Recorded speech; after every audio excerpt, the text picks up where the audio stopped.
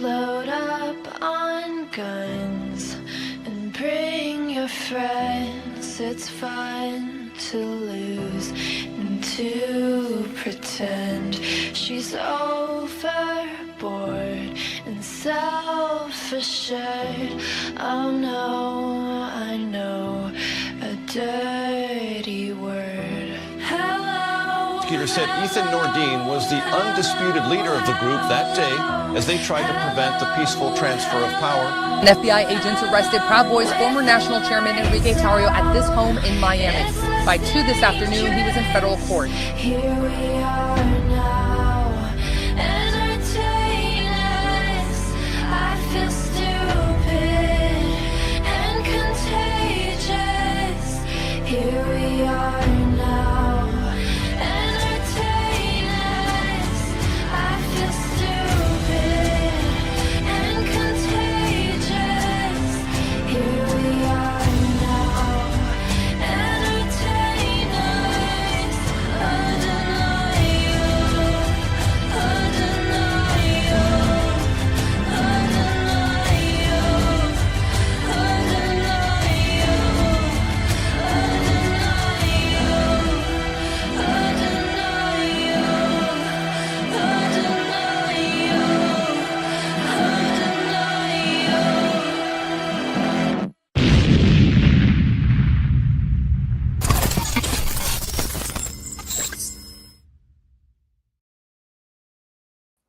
Hello and welcome to another episode of News Brief. Today is, July 7th, and it is 12 p.m. on the dot. We're on fucking time today. Holy cow.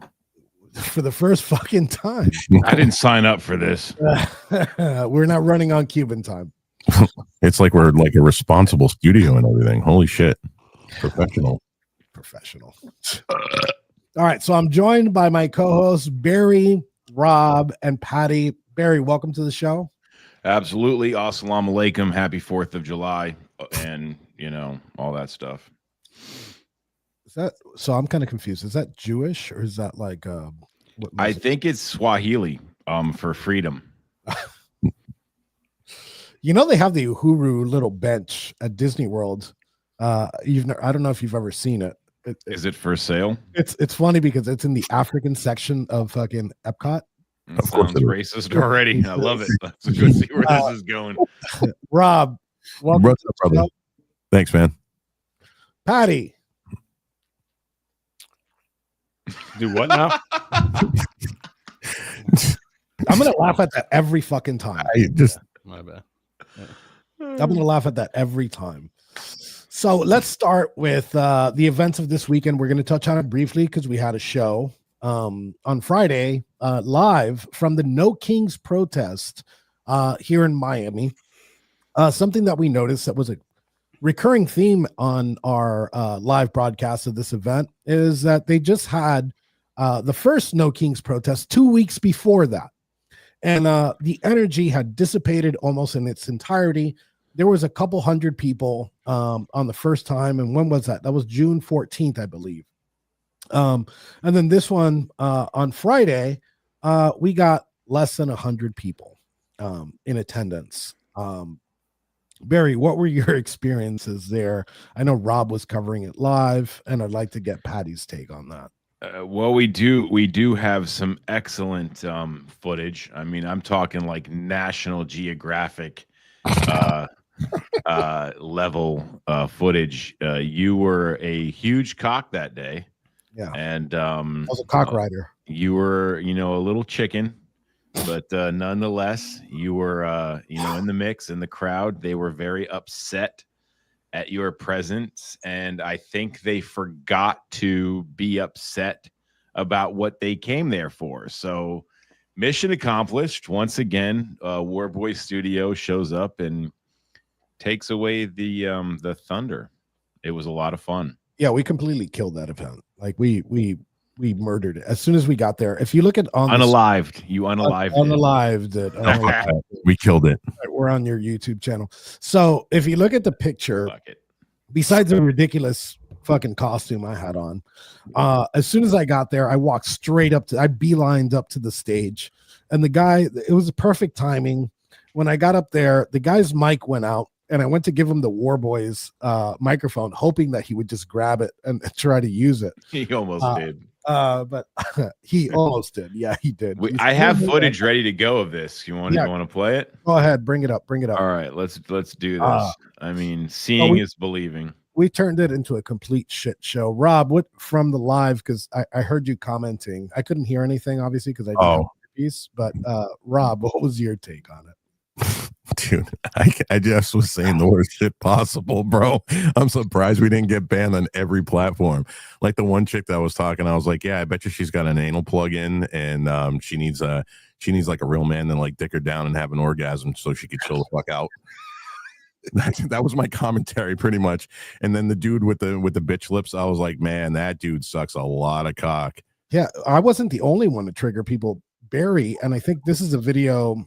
Is this a video with the old lady like shouting? No, I have her too. Okay, let's play this. Barry, full screen that for a second. I am going to do that. I'm going to add it to the studio, but just hit full screen. There we go. On the bottom right of the video. There you go. All right, let's we go. This clip. Can you hear the sound? Yeah. Right. I can't even with this motherfucker.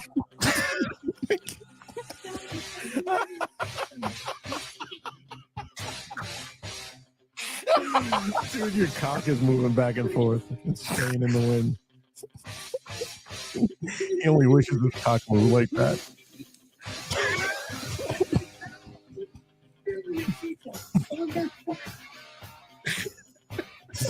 So hard to like keep the camera straight and not piss my pants laughing. The eyes of the world turn to Florida. Straight to the stage. Has become the epicenter of their film.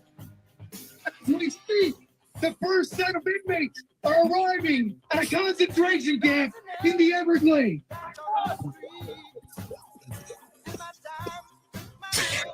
Meanwhile, I got it. Lawmakers are not being allowed to visit the camp because it's already flooded. They call it alligator Alcatraz. I call it alligator Auschwitz. And I want to be clear. Alligator Auschwitz. Alligator Auschwitz.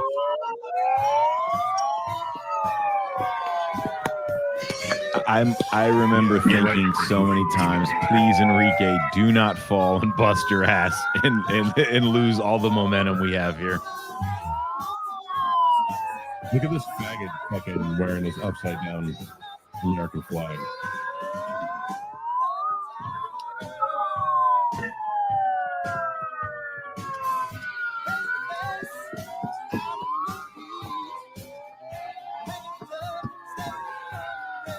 So good, dude. I can't believe you put this song behind this shit, dude. We're in Miami, Fink. We're in Miami right now.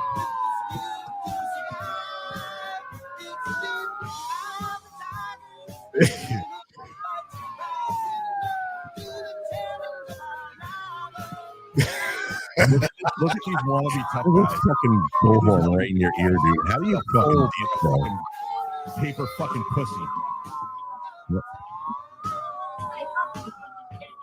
Oh, please. You guys got my commentary on this. Oh, my God.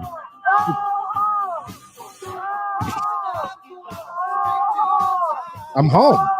That's my house. Why don't you go home?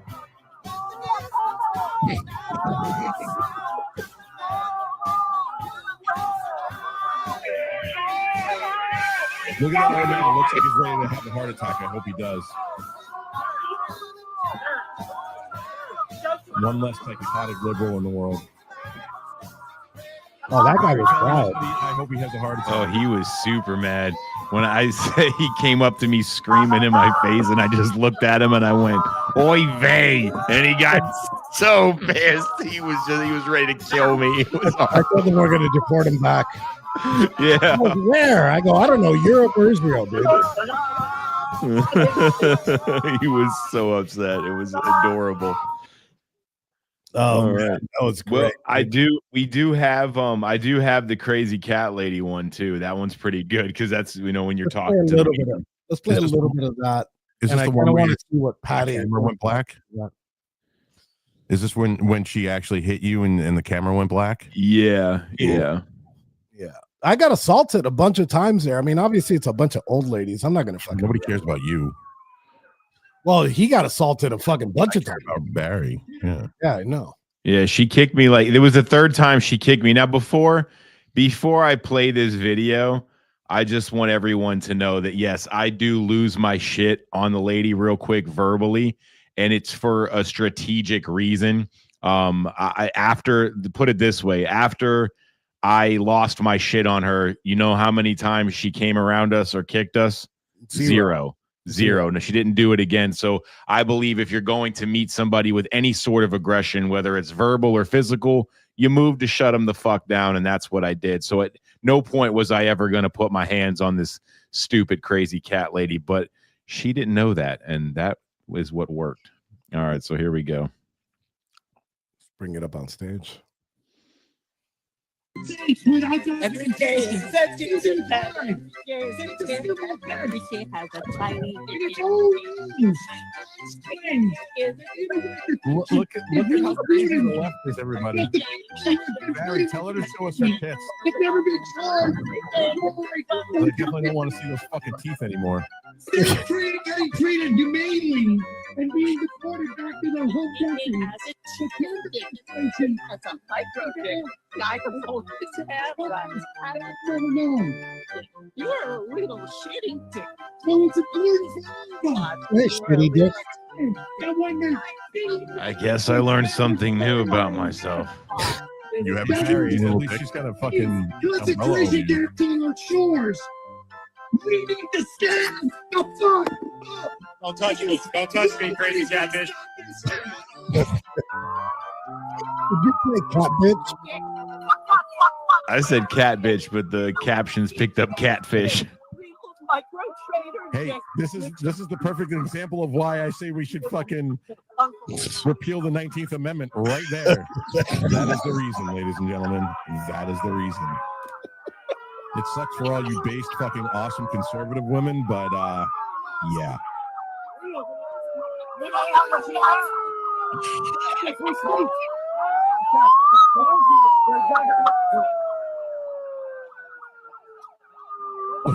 Even the reporter's like, get the fuck out of there. Oh yeah, the reporter fucking hit her. Yeah, the reporter did fucking Woo, smack her up. buddy. Let's go. Let's fucking go.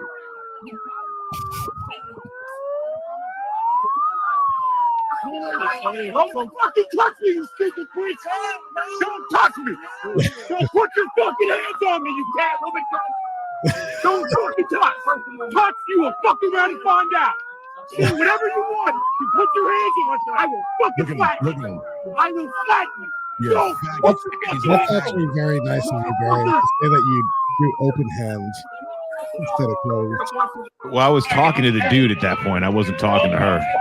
Okay, well, this is respectable. All right, let's cut it here. Oh, I would be doing. So interesting to say the least. I don't want to spend too much time on this topic because we covered it live, but I kind of want to get Patty's take on this little Here we go. corruption. Your mic's off, Patty. I think the chicken thing is fucking hilarious. I really wish I was there for that because you don't have any good stills of it, and that like you need that, and that should be a lesson to you not to do those things without telling me first. Wait, But go ahead. what I would say about the whole event is like at a certain point, and that point was immediately after the chicken thing got old, or after you made that point. This shit is pointless. Like, so you fuck with the cat lady. She's an idiot.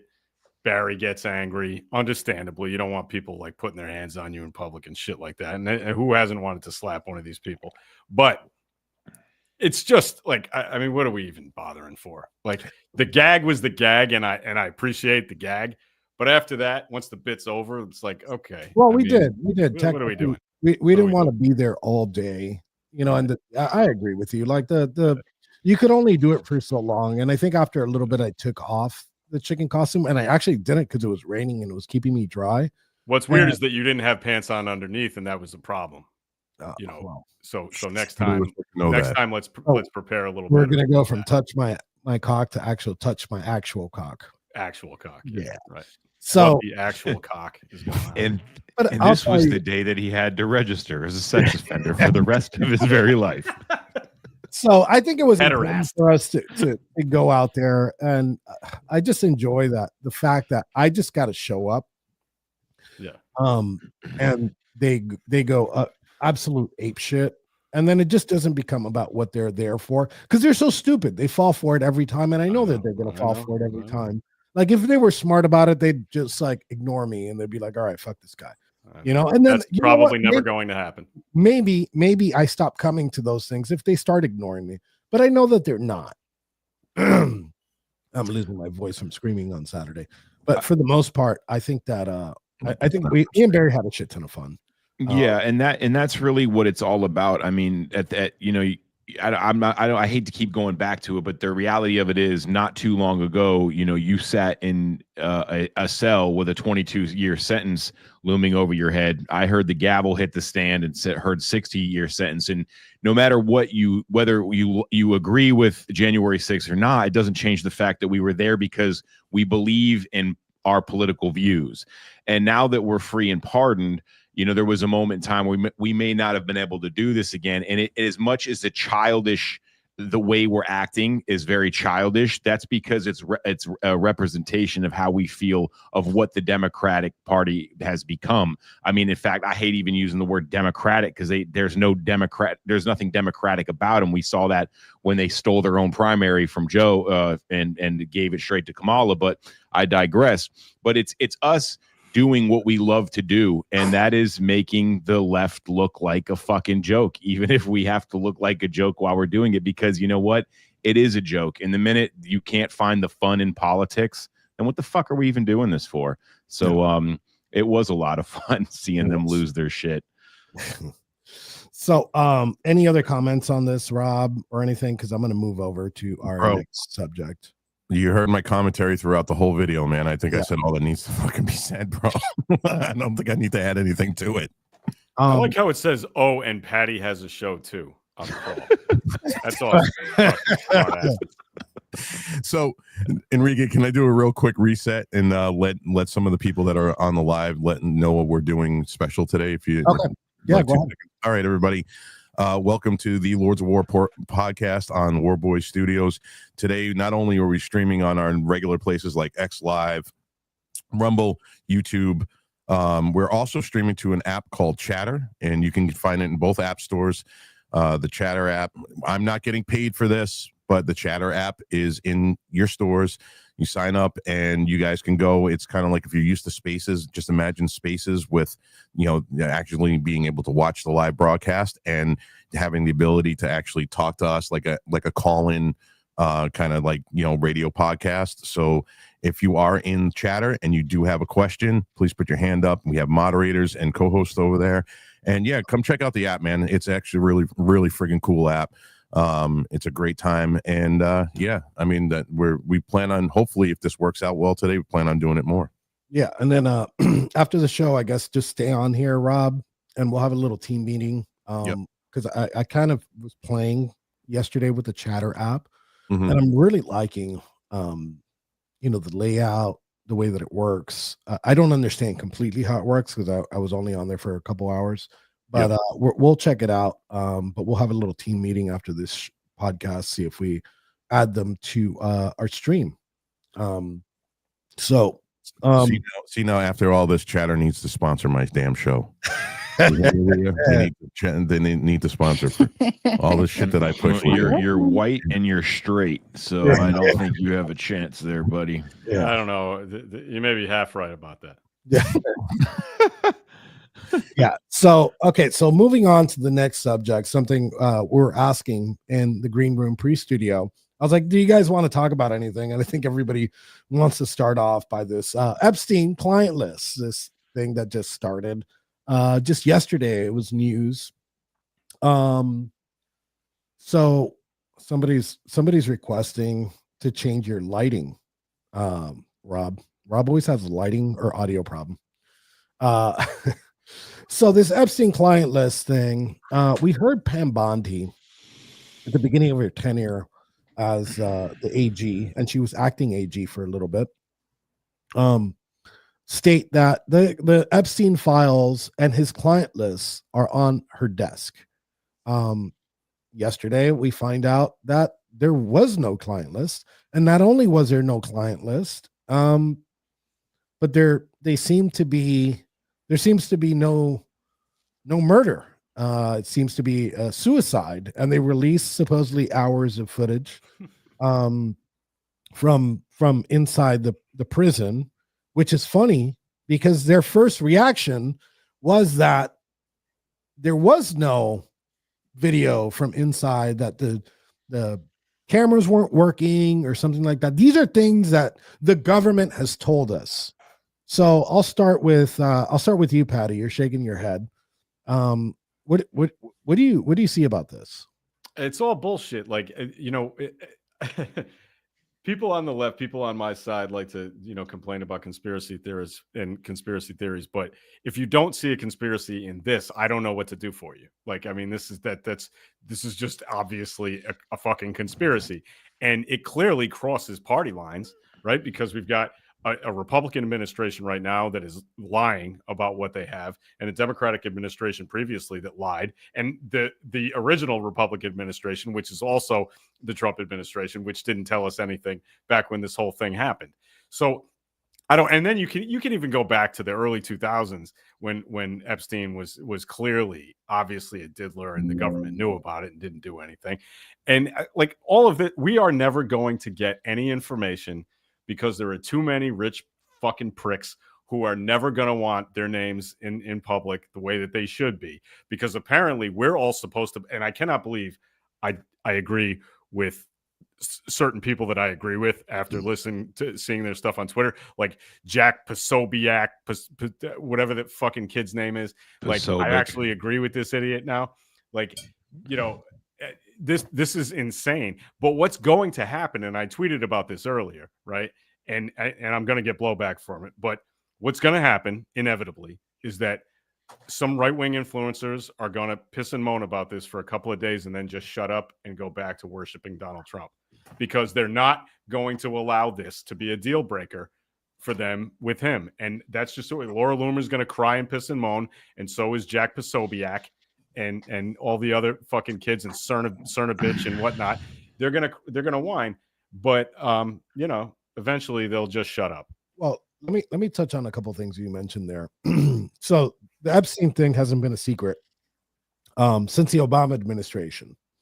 Specifically, the AG for Florida was Costa, or Costa. Oh, right? Costa before, but Pam Bondi. Yeah. So these crimes could have been hit up at the state level, and they never were. Now we have Pam Bondi as AG, and we've seen the flip-flop. You either have it on your desk or you don't. And if you don't tell the American people that you do. Right. And then go back, and that same DOJ sends out a memo saying, hey, there's no client list. So why is Maxwell still in prison if that's the case? If there was no client list, why is she still in prison? And how can you sex traffic somebody to nobody? Yeah. Like that's not a thing. Like that doesn't exist. And that's been said a million times on Twitter, and it's absolutely right. You can't sex traffic someone to no one. Like that's just ridiculous. There have to be end users here, right? So another thing, I'm going to bring this up on the screen really quick. Another thing, which makes me feel bad, because a lot of people hit up like these influencers, right? And I hate using that word, that influencer word, but some of these people are my friends, and what ends up happening is they were annihilated on Twitter because of these pictures with the Epstein files, right? And this was done by Pam Bondi herself, where she gave them these binders. And I think honestly, they thought that they were getting the Epstein list, the client list. They gave it to them. They're like, here, take pictures. And then they walked out of the White House, with these binders. and it made them look horrible. You know, I again, I don't blame them for it. Everybody should be happy that these folders at the time, you know, as they were getting them, that these folders were being released to the public. I mean, that would be the most transparent thing, something we've been asking for a while. But And then this you is give the it to problem, them. dude. Like the problem is that they were so eager to take these photos that they didn't bother to look in what was Oh. in there, and that's the problem. Oh, It's like wait. So they were given look these in the damn folders and thing, then shown the door. So they didn't get a time. It's a pretty yeah, I hard- would never take a photo with something if I didn't know what was inside of it, man. Well, you were Like, walking out the White House, so you show it. So like yeah, you're like, okay, I'm I gonna don't go think through so. this. And No, Rogan over here had said, hey, look, I'm gonna go through it, right? And after the fact, like when he got it, he's like, I'm gonna go through it. And then he goes to open it, he's like, what the fuck? There's nothing in here. You know, I got duped. You know, so not only did you make this media stunt and make people that do have an influence, I hate using the word influencer, but they do have an influence, at least on social media platforms, and they made them look horrible. So now we're getting the opposite. Now those folders there wasn't like redacted areas in it. Those folders just didn't have shit in it by the DOJ standards. Barry, what do you think? Yeah, I would go back to, you know, for me, you know, there's a lot deeper things to talk about and discuss, but that's kind of to my point. You know, I don't blame Pat. This is an attack on Patty, to be clear. I don't blame Patty for what the Democrat Party does. But this is what this goes to. What I don't know why you're laughing and fucking me up right now. I don't appreciate it. But anyway, you know, it's like this is the Democrat Party has become the party that just is against Trump. You know, here we have the situation that does go across party lines, that we should be coming together to demand answers as the American people. And the only thing that is, you know, worried about, like Patty said, is even if the Epstein files aren't released, and you know that people will not use this as a way to turn on Trump or to not to back Trump. Why is it always got to be turn on Trump, Trump fail, not back Trump? It's always about getting Trump to look bad instead of just getting, you know, to I'm the just truth saying, and he's answers. the president right now. And No, I get it. I get it. to And release you're this right. stuff and he's You're not right. doing You're it. right. But there's such bigger issues behind this one issue with Epstein files and with the Democrats, not you, Patty, you know, even though you are. But if we don't release this stuff, we can't do anything about it. And Sure, Trump I'm is with the guy you. who I'm can with do you. it. And He's the I one believe person in the world who can do it, and he isn't going to. I don't know that yet. I mean, it's not happening, and I'm with you, and it needs to. And if it doesn't happen, you know, soon or at a certain point, I will be more on your side of demanding more answers with an elevated voice. My question is, and not to you specifically, just how did we get to the point where everything the Democrats stand for is just getting Trump, you know, making him look bad, getting people to turn against him? I wish, you know, we realized as a people that there's so much greater issues facing our country, and Trump I think is that not it. 10 years ago he decided that he could get elected, and he was right. He did twice. He got elected 3 times. by antagonizing. Yeah, fuck yourself. By antagonizing the left wing. He decided to start insulting Nancy Pelosi and all these people, and that's fine. Hey, that's politics. You do what you want. Because Hillary Clinton But you wasn't doing can't that cry about about it. Like when he started saying, "Hey, you guys hate America, you're scumbags and all that stuff," you're saying that we shouldn't respond? Yeah, I think we can and will and should respond. I don't like the way that they've done it because it's been toothless, and I would have done it a whole lot better, which is why I should be running the fucking Democratic Party instead of every idiot that has been running. I support. Please do. I support. Please do. You know what? Because if I was running it, you'd be running fucking scared. I can tell you that. But here's the deal. Like, so yeah. Donald Trump decided to make it a combat sport. You don't get to cry about it after the fact. You're right. Oh, no. A lot of this No. hey, I hate Trump. But that's because he hates liberals, and he made that very clear. So hey man, you gotta take it both ways, right? That's how it's gonna be. You want but that right there. See, that's it. See, we the people, mainly the Democrats, although I don't consider. Never mind. They have gotten to the point where they blame Trump for all of America's problems. Trump has only been a fucking politician since 2016, and we blame him for all of America's problems, and we're listening to the tongues and the mouths of people that have been charged for over 50 fucking years. They're the ones saying Trump is a bad guy. They're the ones that have been in power. And here's the point that proves, here's what Patty just said that proves my point, is you actually blame Trump for turning politics into a blood sport. No, I blame him for the fucking Lincoln assassination. Politics has been a dirty, nasty game. They assassinate people in politics. Trump just made it look really fucking good. That's all. No, what I'm saying is and did it right in front of everyone's faces instead of behind the backs, but with super PACs making attack ads against his opponent. Trump came at him head on, face to face, from his own mouth from his mouth to your ears, right in America's face. That's what made it different. But Trump did not turn politics into a blood sport. Patty, I'll let you butt, and then I want to get Rob's take. Yeah, no. I look. I hear, Barry, what you're saying. What I maybe I didn't make it. Maybe I didn't describe it well enough. What I'm saying is that he changed the style of American politics to more of the reality TV show insult comic style, and what he doesn't like is when people respond in the same way. What he wants to have is, hey, Trump gets to criticize you, give you a nickname, curse at you, call you shitty things, but you have to behave like we would traditionally have expected politicians to behave, where you can't use curse words and you can't insult people directly. And I'm saying we have to have an even playing field. And if a Democrat wants to call him a cunt, I don't think there's anything wrong with that.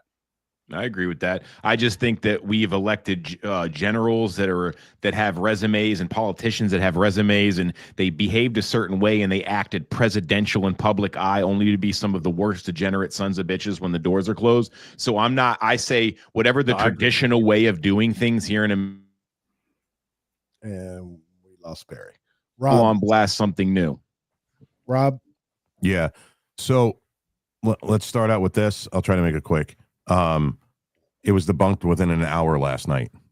The FBI, then this thing that Axios published, it was debunked in an hour.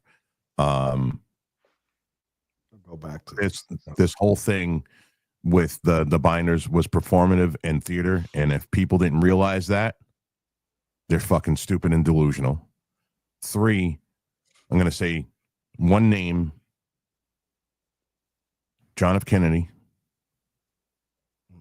And if you don't think that there are people out there that are more powerful and more dangerous and more deadly than Donald Trump, you're also delusional. They're keeping this client list. I mean, look, everybody knows Prince Andrew's on it. You don't think the British government is doing everything in their power? You know, MI6 is going to do everything in its power to keep this from coming out, like officially. But we all know he's been to the island. We all know that Tom Hanks has been to the island. We all know all the pedophiles in Hollywood. You know, Tom Hanks. Tom Hanks, yes. Why do we know that?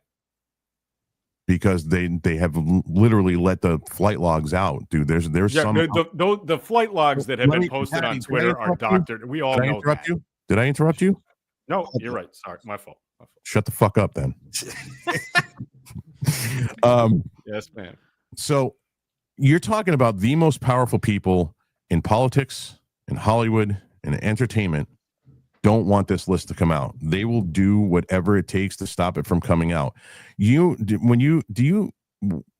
see Dan Bongino's face? Like, I'll be the first one to tell you, I fight with everybody all the time. I don't trust Bondi and I don't trust Patel.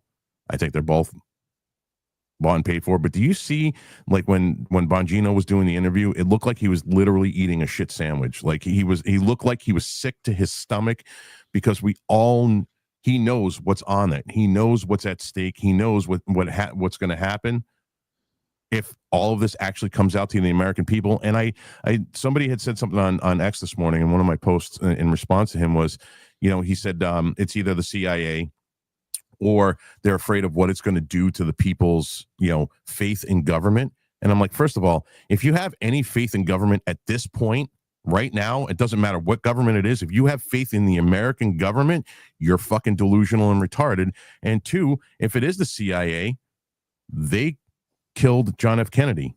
Well, Trump is thinking about his kids. He's thinking about his family. He's thinking about holy shit. And I wish, ultimately for me, I don't care about the Epstein flight log. I don't care. I care about reparations, whether it be, legally or financially, for all of these children that got hurt. More importantly than knowing the names on that list, I don't give a fuck. Yeah, I'd like to see them all hung by their fucking balls, but ultimately, these children who were ruined, these innocents that were ruined, are not getting their due in court. Now, And that's what I care about most. Rob, so you bring up something Well else said, that sir. came out over the weekend. Something that we knew, but now, so I'm using a left-wing news site as a source because it's been covered by the right wing, but I just want to show that even like left-wing outlets are covering this. This is from the Daily Beast. CIA admits covering up Oswald links before the JFK assassination, right? And here on the New York Post, and I'll bring it up now. On the New York Post, it says shadowy CIA operative interacted with Lee Harvey Oswald months before JFK assassination. So why, the obvious is, why do you have somebody from the CIA, and these fucking ads are all over the place, dude? Professional studio, ladies and gentlemen. Jesus Christ. Shadowy CIA operative. So the guy was actually from like a psychological branch of the CIA. Why is he meeting Ultra with Dude.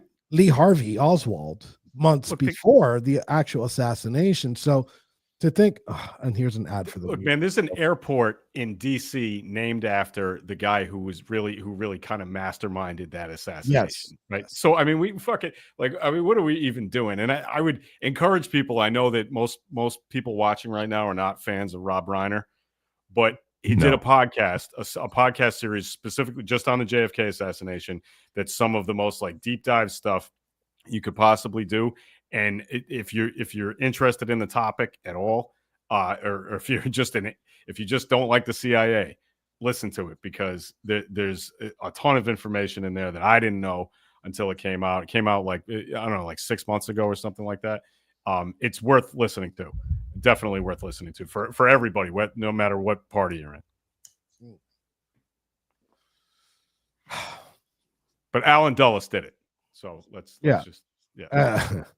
Dulles has a lot of fucking grimy shit that he did during his tenure in multiple government departments, and obviously this situation, him being in the position he was in, doesn't make anybody feel like our government is working for us.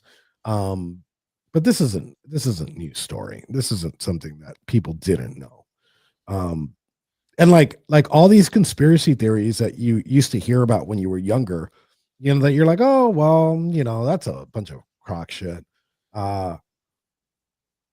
starts becoming reality, and we're seeing it in real time. Like we're living in some of the best and most transparent times of our lives, because we're not, because the government's being transparent, but we're able to log what they say and fact check them in real time. You don't have to go back to the 70s, 80s, or 90s. All you got to do is go back 2 months and see what Pam Bondi's comments were about the client list. And then now we're seeing the full spectrum turn on things. And I find it fucking awesome that we're able to see this happen. I'm gonna change. Anything else on this? I just don't think that it's ever going to get released the way people want and or expect it to be released, and I don't think that we're going to see anybody get arrested by this. And we're seeing Look, Patty brings up as a joke a little while ago. He brings up that he should run the Democratic Party. I wasn't kidding. And I think the Democratic Party, would be better off with people like Patty. Because at least like you could say, well, these are my values and I don't sway. I don't change my values for it. So I think the Democratic Party should be healthier. And we're seeing, I said this on the last show, we're seeing them lean in more into the things that made them lose in the 2024 election. we're seeing them bounce back. In the beginning of the Trump administration, I was getting kind of jittery because I saw them moving closer to the center when it came to some of these issues. But as soon as they see Trump, which puts Barry's vision in perspective,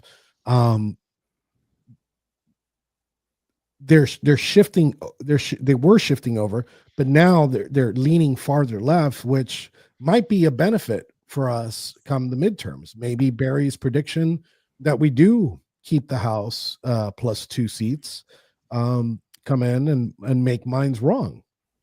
You know, if they continue down this path, Patty, I already saw you shaking. No, you can say here's the thing, and I'll just say that this is a misconception about the Democratic Party, and always has been, and it's a misconception within the Democratic Party, right? What, that it's because it's a boy when it's really a girl? They look at the situation, and nobody cares about that shit except for you guys. But the thing, the thing is, if you ask people why they voted for Republicans or Democrats, you look at all the exit polls. None of it says anything about that. That's not a thing. That's not something anyone cares about except right-wing podcasters. But what I would tell you is that the reason that the Democrats have lost constantly is because they refuse to stand up for their own fucking values. It isn't about, hey, they've gone too far left. Nobody ever says, hey, has the Republican Party gone too far right? No one ever says that, even though they have. Right? But here's the thing. Here's the thing. What the Democratic Party needs to do is lean into kitchen table issues, because the fact of the matter is that economic policy by the Republican Party since the 1950s has been detrimental to the working class. The working man gets fucked by Republican economic policies. So what they've done is they've leaned into social issues. What you need to say is, look, I don't give a shit what your opinion is about abortion, but I really think we should raise the fucking minimum wage because people are starving. I don't give a shit what your opinion is about guns, but what we really need to do is figure out how to get gas prices down. And this is the way that we can do it. We can stop being completely dependent on, there's a million things we can talk about. And I'm not going to go through the whole platform, but Democrats need to stop being pussies, right? That's the way it has to work, right? We need to stop worrying about, look, you guys say that we're going too far left. You have. The last 2 candidates for the Democratic candidates for president have been Hillary Clinton and the last 3, Hillary Clinton, Joe Biden, and Kamala Harris. All fucking centrist, corporatist Democrats. Democrats. What the fuck? We had Bernie Sanders. We could have nominated Bernie Sanders, but we didn't. But no, because your party did the same thing they did. We said no. We don't, because your party cheated him out of it. Yes, because they don't want a real liberal. We could have run a real liberal. And yeah, but it's not. Honestly, but see, here's a problem. Here's a problem. I think that Bernie Sanders could have beaten Donald Trump. At some point, someone else has got to talk. And here it goes. You did that. It's a constant. It's constantly with the Democrat Party. They are constantly pointing their finger at the other side and saying that they're guilty of that in which we are doing. I mean, are you serious? Are you seriously going to say that the three last candidates for the Democrat Party have been some of the most far left, just by the way they vote and some of their views, have been some of the far. Kamala Harris was the farthest left outside of Bernie Sanders. Is a real lefty. But he got screwed both times, not just this in 16, but both times, because the Democratic Party doesn't really want to nominate a liberal. They want a wishy-washy fucking liberal like Joe Biden or Kamala Harris or Hillary Clinton, who's barely a they could have taken. But the fact that the Democrat Party is able to say fuck with what its people, what their people want, screw what they want, we're going to do what we want to do, and that's not a problem for the Democrats. And they sit there and talk about Trump being a king, and Trump's a king. Trump's a king. But it's like, dude, your party behaves like a fucking oligarchy. Your party is literally everything they're saying that Trump is doing, he's doing the opposite of, and your party's doing it. And all I see Democrats doing is orange man bad. Look, like what I'm telling you, Barry, really? I think you're right. I think you're right about the last part that you just said, that, hey, look, we're not doing enough to be our own party. Instead, we're just criticizing the other guy. What we need to be doing is nominating actual liberals, which means we should have run Bernie Sanders in 16. And if you like, I really don't know. I can't say I'm sure that Bernie would have beaten Donald Trump. I think it would have been razor thin, and I think he could have beaten Do you Donald know Trump. Who said that Bernie could beat Donald Trump? Oh, wait, one A thing. lot of Donald Trump. Republicans I know. Hold on. Donald Trump. Donald me Trump get it. said if Bernie, he would have ran against Barry, Bernie, he would have Barry. lost. Barry, give me a second. Chad, I sent you a DM with the link. This situation, I don't think the populace would have. I don't think it would have been razor thin. I think it would have been worse off for Bernie Sanders in 2016. I don't think that he would be. He can't hold the torch to the Democrats, right? He is too far left. And when you say that the Republican Party has gone more further right, they have not. You know, you look at the platform from like 2012, 2010, and 2008, and actually they've come more to the center on numerous issues. Some things I don't agree with, right? Like the LGBT fucking alphabet, right? You see them more accepting of it. Have they changed their stance on immigration? It's been the same immigration platform since the 70s. The immigration platform has been zero. They haven't wanted. So I don't know what They were fine with Reagan's amnesty in 1986. I mean, well, that's a major exception. There's certain things, you know, you could say certain things about Reagan, and there's a lot of things that I could say great about Reagan, but there's also things that I really disliked about Reagan. You know, his stance on gun rights, you know, his stance on automatic weapons and all sorts of shit. His sentencing guidelines, which screwed me and Barry over. So there's many War on drugs. The war on drugs, the failed war on drugs, you know. So was he a good president? Absolutely. But were those big issues that we're feeling now, and we're feeling the repercussions of it moving forward? Yeah, but I don't think Bernie Sanders necessarily, and I don't think you really align with Bernie Sanders as much as you think you do. No, I do in certain ways. Like, okay, I think Bernie has the right idea about a lot of things. I think he goes a little too far on some stuff. Like, just a real easy example would be to say he wanted to make, you know, public colleges and universities free. Okay, I think that's a ridiculous, you know, expectation that we could actually do that. But what we could do is make community colleges free, right? Or basically free.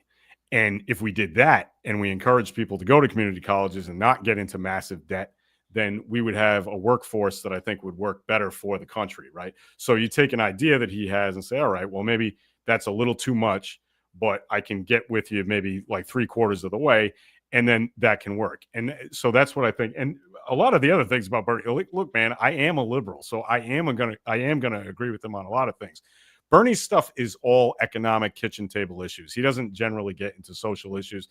He doesn't do well with black voters because he doesn't like to talk about, you know, systemic racism and things that people have criticized him for not talking enough about from the left, right? So he's all about economics, and that's why I think that he could have potentially beaten Donald Trump, right? Whereas I don't think Hillary was ever going to beat Donald Trump. But we'll never know because the Democratic Party sabotaged Bernie Sanders in 2 consecutive campaigns. And, you know, if something like that ever happens again, I think everybody should leave the Democratic Party. But it's not because they went too far left. It's because they didn't trust their own voters to make their own goddamn decisions. And they did the same thing. Barry mentioned it a few minutes ago. They did the same thing in 24 when they didn't have a primary to decide who actually was going to be the nominee. And I think a lot of Democratic voters resented that and didn't show up to vote for Harris because she didn't earn it. So to get back on topic of this Epstein controversy, right? It's okay. To get back on subject, so we have a problem. America's always had a problem, but we have a problem. You know, we have a problem with the Department of Justice, where I think that both parties don't agree with the leadership of the Department of Justice. I think maybe the president is seeing that. Maybe he digs his feet in the sand and keeps Pam Bondi. So how long do you think that Pam Bondi will last in her position? Does she go all the way through the next 3.5 years, or is she gone here soon? So I'll start with Rob. I don't think she makes it, dude. I think As mad as I am about certain things that Trump has done, and as mad as I am about the fact that, you know, he's got all these executive orders, none of them have been codified yet, that the deep state and rhinos are fighting him every, you know, tooth and nail. I do believe, and have always believed for 3 times that I voted for him, that he really wants the best for America, and he's trying to do whatever he can to make it, you know, bring back American exceptionalism again. And if Bondi's not going to toe the line, he's going to fucking see you later, bye, and get somebody else that's going to. And I don't think he's going to have a problem with that. Barry?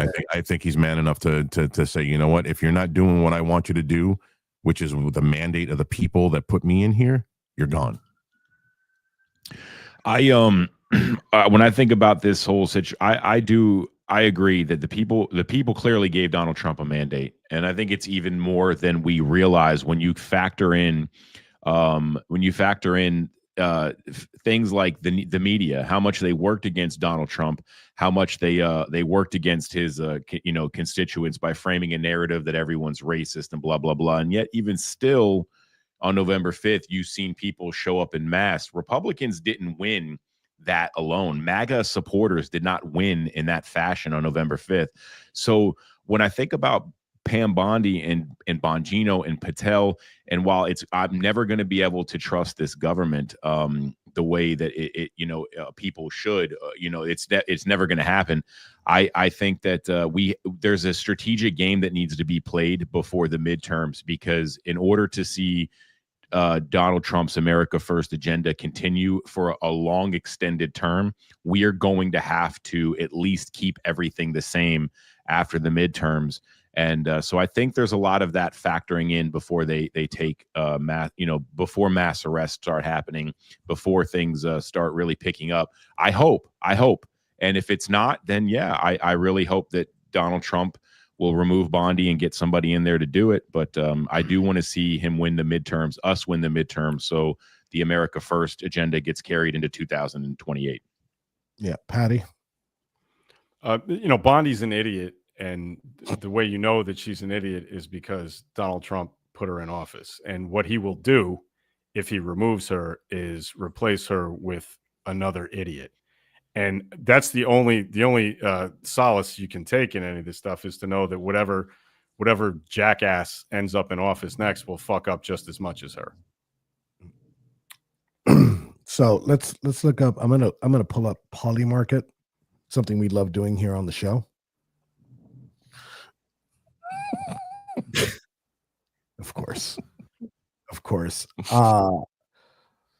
Chad, when you're ready, give me a thumbs up. We got Chad in the green room.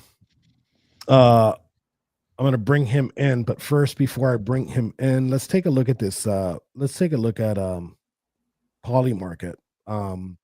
And who will leave the Trump administration by 2025? Now, it doesn't say whether they get fired or not. But there is, let me refresh and see if there's a change. So Pam Bondi's up 2% from where she was. She's at 8% currently. I think that number is much higher, should be much higher. That she leaves. I'm surprised that Tulsi Gabbard is at 22%. I think that I'm actually surprised about that too. And I also think that she might make a good VP choice at some point coming into the next election. I don't think, and then here are my personal views. Chad, I'm going to bring you in. So in my personal view, I think Pam doesn't make it past 2025.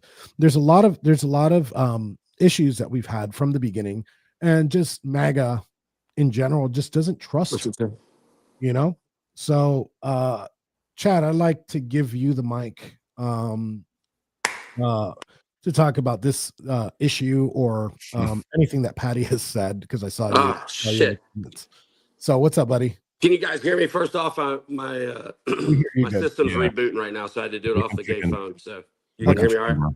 Yeah, we hear you good. All right, cool. I'm, as you can see, I'm a Democrat educator. I'm here for you, Patty. I believe it's important that we talk about what is true and what's not. And I think ultimately you're a good guy, but at the same time, the idea of a Bernie Sanders who has gone as far as he wants to go in the concept of I am a social democratic socialist, which isn't a real thing. I mean, we just made that up, right? And essentially going to a Democrat that of a communist. He even went as far as to go to Soviet Union for his honeymoon. Granted, beautiful country, I guess, if you weren't a communist. But I just don't understand how we, as MAGA, are all these sheep herders and followers, and the Democrats are this ideological, utopia of masturbatism. It doesn't make any damn sense at the end of the day. And I had to come in here and talk to you because it's really nice to see a Democrat that's willing to have a discussion, and one that I don't just hate, but a lot of Democrats aren't giving us a reason to like them very much because it's usually vitriolic in what they have to say in regards to us, or for that matter, the president of the United States, who has some pretty good wins right now. Patty? Well, I appreciate the comments. I don't really know if there's anything for me to argue with there. That was well said. I think that, Bernie, you may characterize Bernie as really, really far left, and he's as far left as we're going to get in American politics. Obviously, you go to Latin America, you go to, Cuba, or you go there, you can get much more far left than Bernie. But I think that, the idea of having, public colleges, community colleges free is a good idea. I think that public financing of campaigns so that corporations can't decide who can't select our president or our elected officials rather than us elect them is a good idea. I don't know if you can really come up with I think that's a yeah, good sure. point. Sure. Not to be rude, I just want to make sure. No, I mean, but anytime you've asked the U.S. government to do anything, they are abject fucking failures. So now you want them to get into campaign finance? That's bad. Well, I want them to go look at New Jersey right now. They do a 2-to-1. The people that are throwing their tax money out there are like, why am I paying for these two retards to run against each other? Yeah. What I would say is that sense. Bernie's policy let back me finish this, and you can go off. The idea that corporations won't find their greedy fingers inside of a campaign is also extremely naive. Okay, I hear you when you say that they'll try to circumvent the law, but I don't think that means that we shouldn't try and write laws that make sense, right? Just because we think that they'll try and get around it. So that's that. The thing that Bernie was proposing back in 2016, which I thought was a great idea, and it's not his originally. We've been talking about this for a long time, but to be able to give everybody $100, everybody who files a tax return $100 that they can donate for a year. So you can put $10 into 10 different campaigns, or $100 to one guy, or whatever you want. But that's it. And it comes off your tax return. It's publicly financed, and you can't give any more than that. So that, Walmart, someone who is the CEO of Walmart doesn't have any more say in American politics than I do. Right. And I think that would be the way to do it. That makes a lot of sense, and it wouldn't put us in massive debt or deficits. And if you didn't want to spend the money on any candidate, you don't have to. So I thought was a reasonable, and it is a socialist policy. I'm not going to lie about that. It is a socialist policy. So, but sometimes socialism makes sense, like in the case of Social Security and Medicare, right? Those things make sense. I'm not for a lot of socialism because I am a capitalist, right? I run my own business. I'm an independent contractor. I don't want to live in a socialist country, right? But I think that good, smart, targeted socialism can work. Right. It does work. We've had Social Security for almost 100 years in this country, and it does work. OK, and it saved a lot of people from poverty. Just because they got old doesn't mean they should get poor. Right. That's what I think. Them from poverty when the average Social Security distribution is $1,400. Can you live on that a month? No, but it definitely can stop you from starving. But at the same time, you want to raise minimum wage, which will then go into that of Social Security and actually make small business go down to where they're not supposed to have a job. Because I just have a problem with that argument about minimum wage. But minimum wage itself was never supposed to be a living wage, ever. Right. Yeah, you know what? But now that we have machines that can do all these jobs that kids would otherwise get, you've got a complete dearth of workers who actually can make a living working on anything that they would have as a starter job after college, or even if they didn't go to college. You have a real problem with people making money that is impossible to live on. And I'm not talking about high school kids. So yeah, I do think the minimum wage should be raised, but I don't think it should be a national thing, because obviously it costs more money to live in New York City than it does in North Dakota. So the minimum wage, federal minimum wage, isn't probably the way to go, but we should have standards in each state that make sense for each state, but they need to be higher than they are, because people are making, I started working 30 years ago, and the minimum wage is like maybe $1.50 higher than when I started. Inflation has killed that. So what the fuck sense does it make? We have to because have it's not a common living sense wage. about what it was never supposed to be a living wage. I'm not saying we should raise the minimum wage to $15 an hour in Alabama. I'm saying we need to look at it sensibly in each state. But aren't you a contractor? Didn't you say you're a contractor? Yeah. So you believe in quality. You believe in I have to, or else I don't. Competition is a major part of being a contractor, right? Yes, of course. All right. So the American exceptionalism is based on the concept of we have to compete for everything we are from the minute we become an adult, right? And I do every day. Okay. So why should we change it for those that choose not to be good at that competition? Find your competition and go out there. The idea that we're supposed to just say, you know what, we're going to give you $2 more because it makes me feel better in the panties. That's not how this shit works. We're supposed to be a world that goes out there and raises alpha men and alpha women that understand the fucking job. The job is to go out there, keep our country safe, and raise our kids, and find as much prosperity in that as we can. And if we can't, go find as much education or opportunity as we can, because it's open and free to every single fucking person. So I just don't understand how that makes any sense whatsoever to raise the minimum wage of $2. The reason it makes sense is that I believe that somebody who just graduates high school and goes and gets a manufacturing job should be able to raise a family and be able to eventually buy a home if that's what they want to do. By and being right a motivated now, you camper can't in fucking the work, do that. Go get a job. But you could do it 40 years ago. You can't do it now. And but the idea of you going to work at McDonald's for 20 hours a week is going to get you a fucking car. I'm not talking about McDonald's, and I think you know that. Well, okay, where else? I don't know a lot of places in South Carolina that even start at minimum wage, because that's the beauty of this, is that the capitalist in you gets to decide what his people are worth. So let me cut in here, because we need to shift gears here in a second. Sorry, Enrique, I get fried. It's Patty, good. I'm aroused for real. No. Well, I'm glad the camera angle is up here then. It doesn't have to be. Yeah, right. I've seen it. Well, this brings me to our next topic. And Chad, you're welcome to stay here for the rest of the show. I just said fuck it to a Skype meeting, because this is way better. Go ahead. So we're also streaming on Chatter right now too. So they're watching. Chatter? People on Chatter's watching this. Yeah. So my next topic. God damn it! I had something to say on the last one, you fucker. Oh wait, go ahead, Rob. So I just want to combat Patty on this. Like, dude, listen, I lived in Massachusetts, bro. So when I started doing construction 30 years ago, I was getting paid $725 an hour, and that's what was the minimum wage then. All right. So I was just a fucking laborer. I was a lowest man on the total pole, lift monkey. That's all I was. I worked my ass off, and within 6 months I was a layout guy making $15 an hour, and just about a year after that I was leading the crew, because I took to it, and I was making $22 an hour in like 1999. So I don't believe that people should be able to make a living wage working at fucking McDonald's. All right. And it's not just coming from the superiority of me being in the trades, but also at the same time, you need to realize too, and this is the reason why I moved the fuck out of Massachusetts.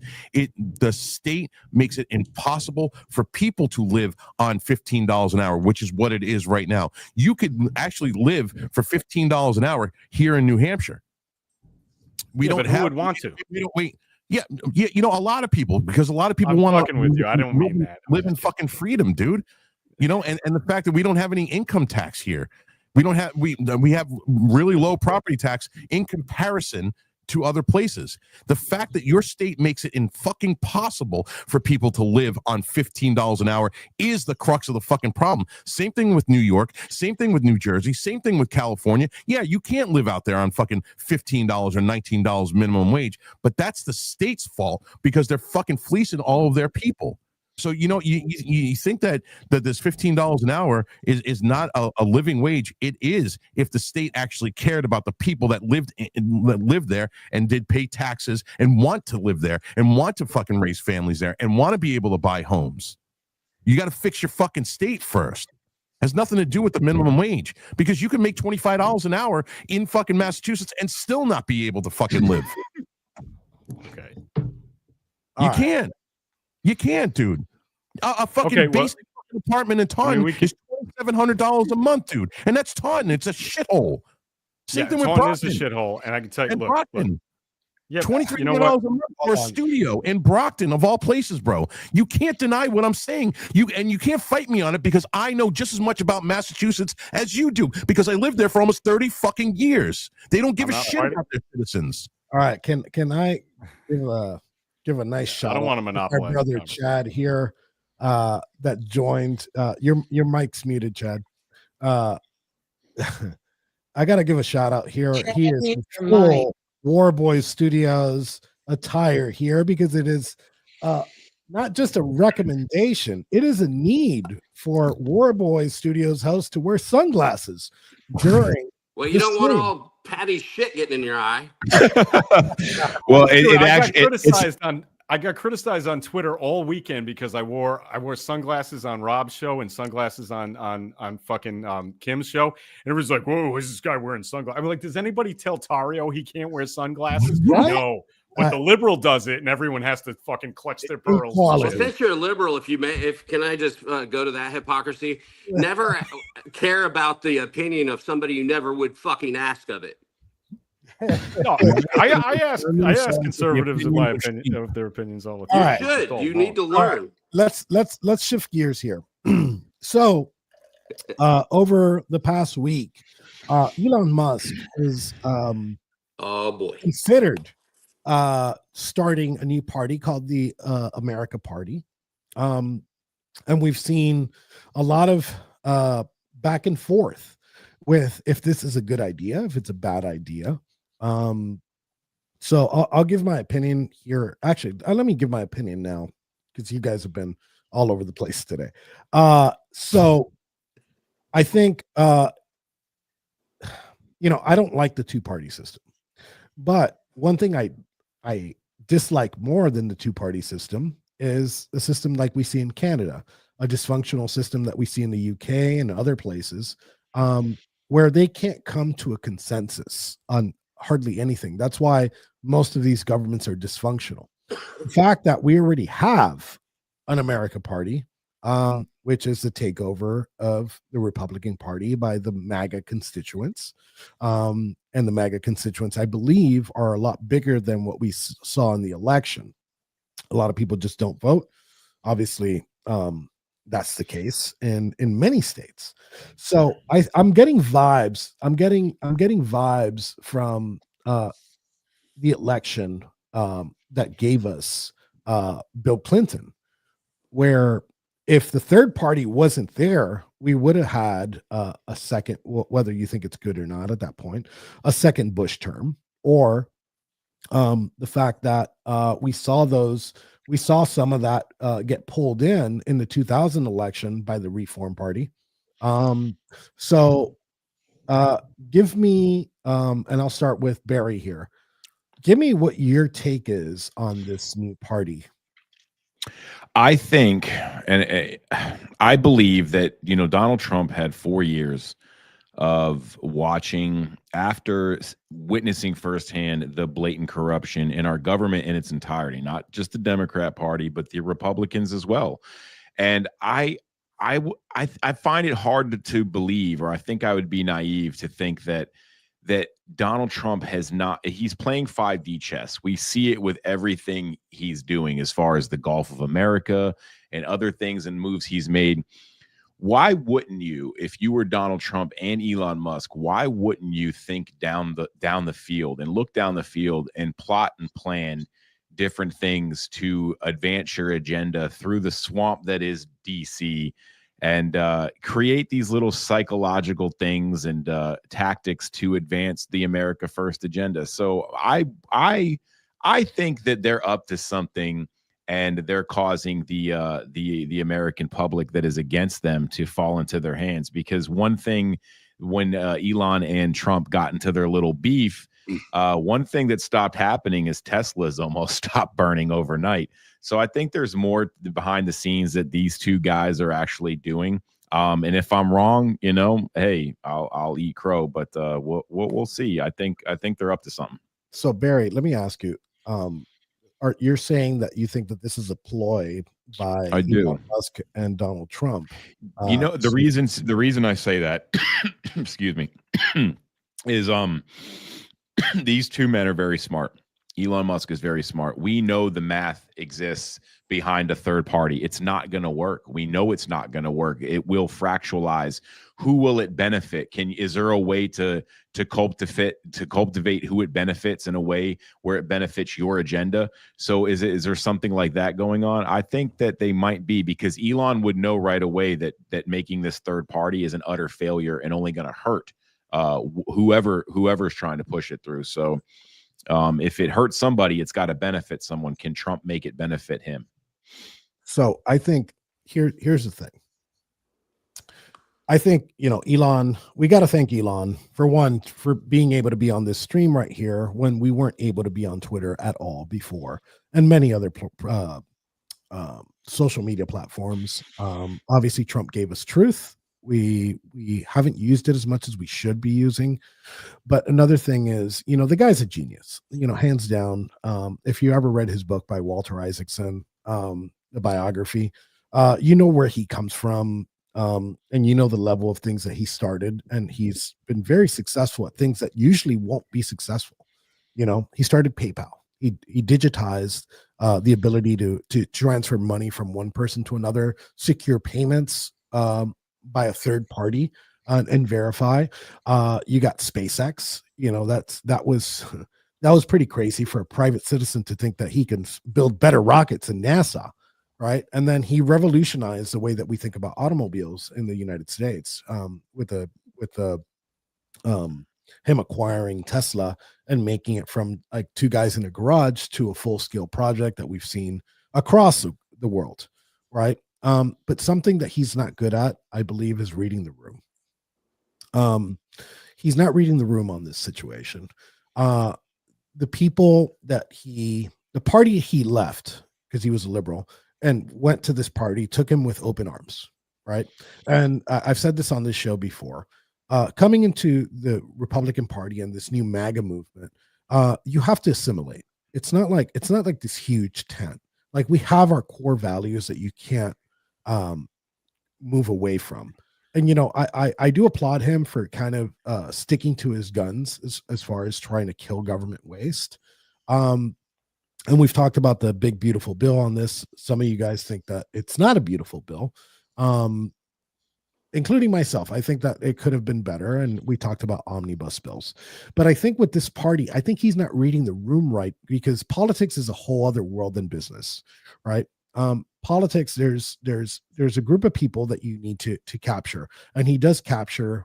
We saw him capture a big right-wing audience, and he's persona non grata when it comes to the left. Like, no matter what, Elon Musk can never go back to the Democratic Party. Now, this new MAGA movement has rejected some of the things, some of his policies, including some of the H-1B visas that we saw just at the end of 2024. And then when we're seeing this new American Party come across, again, I don't see that he's reading the room correctly in the fact that he thinks that he's going to pull enough voters to win elections. Instead of, it starts local. Instead of putting money into like local candidates or taking over the local GOP, a lot of you guys that are watching don't know how easy it is to get voted in as a committeeman, right? To your local REC. All you got to do is knock on doors on the weekends and you're gonna get the votes to have a seat at the table, right? So instead of using the party and the system that we're in, the unfortunate system that we're in, to make these changes, I think he's going to pull voters from the Republican Party, these new voters. And I think that it will be a detriment to his values as well, because if the opposing party takes power, he's screwed. And to tell you another thing, if the Democrats win power back in 2028 and are able to appoint an effective attorney general, he's on the chopping block. They're going to put him in handcuffs along with us, the 5 of us sitting here, and the viewers of this show.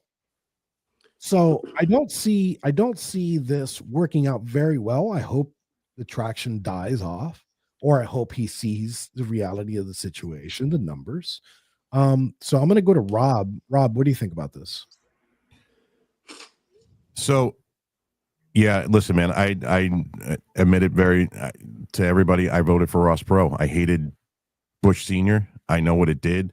I also don't believe that if Ross Perot didn't run, that Clinton wasn't going to win. He captured the youth vote in a way that most other presidents have never had. All of his appearances on Arsenio Hall, whole 9 yards. But I'm vehemently opposed to a third party run by somebody like Elon. Listen, we can't sit here and say that for years we wanted a viable third party, because the Republicans and the Democrats, really the ones that are in power, the ones that are in our government, have never exemplified what we want as American citizens. They've never allowed our mandates to come to fruition. Trump has been the closest president in my lifetime that has ever tried to do that, and he's gotten stopped every time he took a step. Somebody was pushing him back 2 or 3 steps, and he kept fighting. That's the reason why I have respect for him and I love him. But I think this, and you guys also got to understand too, and this is something that most people can't argue with me about unless they're actually into the things that I'm into. Sportsmen don't come out and vote, because a lot of true sportsmen are tired of the Republican Party fucking us on our Second Amendment. It is an irrefutable fact. Anybody who knows that's in this industry and in this lifestyle, that sportsmen stay home. And if you have a conservative government and a Republican president that's actually espousing Second Amendment values, this is huge. People push it aside. They go, no, it's not that big of a deal. Sportsmen, it's huge. And Chad, dude, listen, I engross myself I'm losing my shit over here. What? We're talking about a bunch of pussies. Stop being a fucking pussy and waiting for somebody else to fix it. Next time you're talking, I'm definitely going to interrupt you. How do you like that one? No, I don't. I'm sitting here talking right now. I thought you said Chad, so I went. I'm sorry. I'll roll my shit up. Sorry. No, I didn't. Go ahead. But they do, and it's sad that they do. And I don't disagree with Chad when he says that, but they do, and they need a reason to come the fuck out in their mind. But this third party is going to do nothing but the people who are completely and utterly hating on Trump right now. It's going to fuck us in 2026, and it's going to fuck us in 2028. This is the dumbest idea. This dude has no social skills whatsoever, and there's no way that he could lead a fucking party that's going to espouse American exceptionalism. Get the fuck out of here with that bullshit. I agree. Patty? Yeah, I think that the mechanics behind attempting to have a third party in this country, it just won't work. And no matter how much money you have, and definitely putting a schizophrenic in charge of it would not be effective. So I think that this is all bluster and bullshit. We can forget about it tomorrow. All right, Chad. I'll give you autism, but I'm not giving you psychopath or whatever the hell you just said. I mean, it might be a little autistic on the spectrum, okay? But there's a lot of people that do cool shit on the spectrum, Patty. Now, I have a question for Barry. Barry, if I licked my thumb gingerly and rubbed it across the front of your lips, what would you do to me? Probably bite you. Thank you. There would be an act of violence. So what you're seeing right now is an autistic feller that likes ketamine, apparently. Maybe not. Hell, I like to party. But at the same time, he is pissed off. He's got the bigger dick, right? I'm the super billionaire. Trump has the presidency. What's happened is an autism situation has happened and he's stomping his feet. That motherfucker knows that he's not got the math to beat Trump or anything else. He said he's going after all 218 people that voted for the big, beautiful bill. I also believe the bill's kind of shitty in most ways, but there's a lot of good shit in it. That being said, he is going out there and trying to dick measure with Trump. That's why Trump's bringing him over to Bedminster to pat him on the head and say, here's your law, and shut your fucking mouth. Because what's happening is he knows that if Elon can pull 10% and say, I don't know, 10 races in the House, the Democrats take over. If he can pull 10% in the Senate for 4 different people, the House takes the Senate. Hey, Enrique, what happens when the House and the Senate take over and Donald Trump's still the fucking president? That would be called impeachment, my friend, within the first 5 minutes, 3 weeks. Easy. It would be the licketiest split of anything you've ever seen in your life as far as a president. And then don't forget, you still got a little situation out there where he may or may not have a felony hanging over his head for the idea for him to be sentenced after his presidency.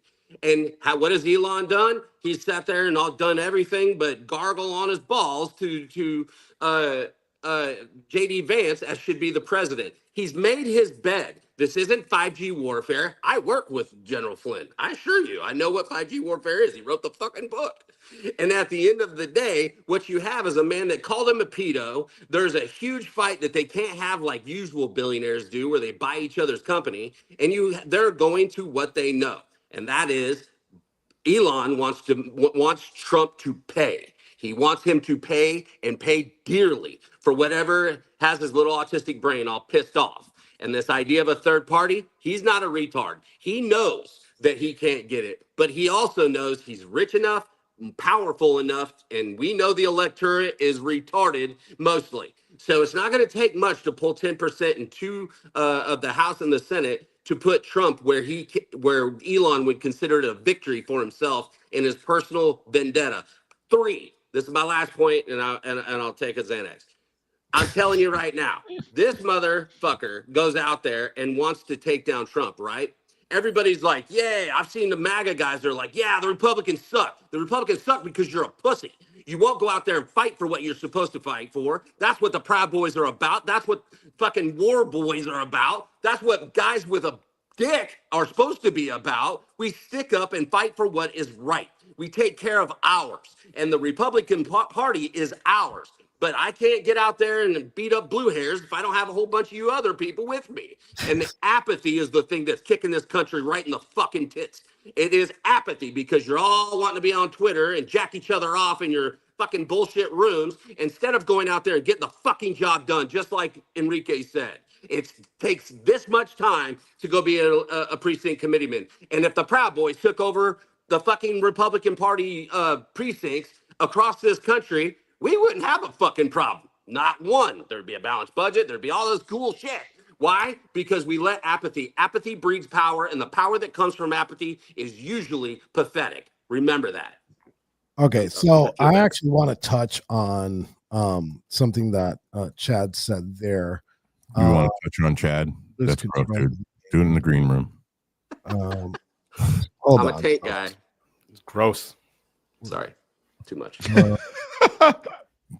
we get this pooch off the screen, please? Holy shit. Yeah, I'm about to show my titties. Okay, so I'm gonna Go to / Vanilla Gorilla on my OnlyMans. I'm gonna bring this up on the screen. Sorry, because I'm on another screen right now, so I cannot take Chad off the screen. But I'm gonna do it then. Hold on a second. And nobody wants to look at you either. Command. People want to look at Barry. What just so you know, this is a New York Times article, and what he said is completely accurate. The Proud Boys have taken over the Miami-Dade Republican Party, and we took it over early. We started in 2018, knocking on doors on the weekends for our favorite candidates, which happened to be Proud Boys, and we did take over the Republican REC. Do you want to know what the results of that is? You see it in Miami-Dade County, and you saw it in the general election, and you did see it in 2022. The there when I what I consider major cities, it's like Atlanta, New York City, Los Angeles, Houston, things like that. Miami is in one of those as a major United States city, and it is the only United States city that went red. Okay, so you want to see results when you work at a local level. Just take a look at what the Proud Boys have done here in Miami-Dade. Working at the precinct, working as a committee man, working as a chairman, makes huge changes at a local level, and you see results almost instantly within just a couple of years of you guys. You have to get off your ass in 2026, and Barry has said this many times. You can't just sit here and podcast. You can't just sit here and be on Twitter all day and think that you're going to change the world. There is something to be said that there is a culture war, and we do fight it on social media. But when it comes to changing our government, you need to get off your ass and you need to work. Which brings me into the next segment. Anything else on this subject right here? No, I blew my wad. Thank you. Okay. So, and this segment has to do with the Proud Boys. I'm going to bring this up on the screen also. While I do it, where is it? Okay, here we go. I wish I would just bring it up when I pop it up. Command plus. Okay. New Zealand has lifted the terrorist group designation from the extremist group, the Proud Boys, sparking fears their members may resurface. So, as whoever wrote that headline needs to rethink it. Well, besides rethink it, let me tell you something. Let me give to viewers that don't know. We were designated a terrorist organization in Canada and New Zealand and almost in Australia. Great Britain. After January 6th, right? Nothing to do with something that happened in Canada or New Zealand. And what I find funny about this headline about the Proud Boys in New Zealand is that although we are in 52 countries outside of the United States, we have never, ever had a chapter in New Zealand. So this terrorist, because it's a domestic terrorist designation, and they don't say it on this article. It's not a foreign terrorist designation, but the fact that they had to virtue signal, right, and put us in their domestic terrorist list when we've never had a chapter in New Zealand has to tell you something. It's kind of like there's another situation with the Proud Boys, specifically with me, and I've been knocked off of every platform that you can think of. I've been knocked off of PayPal, Chase Bank, many other social media networks. So in this one interview, actually not in an interview, I had downloaded a plugin for my website, the 1776.shop, a plugin for MailChimp so I could do mass emails, but I never used it because we used another software, piece of software, but it's embedded in our website. So when I put that plugin into the website and I activate it, on our code, you see MailChimp. So what ended up happening is Antifa found that and started bombarding MailChimp and telling MailChimp that they should knock us off or whatever. And the official MailChimp account on Twitter said, "We have looked into this matter and we have banned this account." I never had a MailChimp account. There was nothing to ban. How do you ban an account that never existed? And it was because they pandered to the left and they felt like they needed to say something. They didn't even check their own systems to see if the Proud Boys were operating or myself operating on MailChimp, right? So this goes back to the New Zealand situation where we've never been in New Zealand. So why the fuck are you going to remove and designate a bunch of people on a terrorist list that has never existed in New Zealand? In Canada, our chapters did have to dissolve because if they bought, this was the situation, they weren't doing anything illegal, but if they bought merchandise from American Proud Boys, right, that would be considered funding terrorism, and they can go to jail for funding terrorism in Canada. So our Canadian chapters did dissolve Are they? Did that make them change their views on things? Absolutely not. You know, and we see the issues with Canada, and me and Barry got to meet somebody that has a huge issue in Canada. That's an animal rights activist. She has a flock of 400 ostriches, and they want to call the whole flock because she's right wing. It had nothing to do with the actual fucking flock. So we're seeing these countries, and it should be they should take off the designation in Canada, and we're working on that too. I don't see that we're going to get too far in Canada, but I want to get you guys your insights on this designation and the removal from this designation in New Zealand. And I'll start with Rob. Can you go back to the article real quick? Yes, sir. All right. So first of all, just the title of it is retarded. And then you could tell like they didn't put really much thought into it, and whoever's writing it is not eloquent at all. Like scroll down a little bit. A bunch of them were jailed after 6th January. Like, come on, man. You're supposed to be somewhat like articulate and eloquent when you write something like this, but a bunch of them. Listen, guys, there's a fucking bunch of them. Listen, I don't care about the terrorist designation, but the fact that they're even using this for clicks and for views, it's hyperbole again. No. And anybody that knows us knows what we stand for, truly, knows what we are. And these guys obviously did not do a modicum of research into how we were founded, why we were founded. Look at the highlighted text. Yeah. While their presence in New Zealand has remained relatively low key, Penfold, who has been investigating the group for several years, says their ideology has crossed borders with concerning implications. Gee, where do you get that? This has had to have been written by fucking AI, because if a human actually wrote this, man, hand in your fucking pen. It goes beyond low key. We don't exist in New Zealand. So again, this is. Can I help you, Rob, real quick? I'm familiar with the Australia area. I've been there, New Zealand, all that, McMurdo Station, the South Pole, all that shit. I just need to explain something to you because a lot of people don't know. New Zealand and Tasmania are basically Alabama and Georgia. 48, 49th in education, right? That's the way you need to understand it. New Zealand and Tasmania to mainland Australia are considered the retards. They're not too bright. They don't got a lot going on. Tasmania is way worse. There's a lot of inbreeding up there, and they sheep everything. So I just want you to understand, because you're sitting there going, "Are these people retarded?" Yes, they're not intelligent people, and I need you to understand that.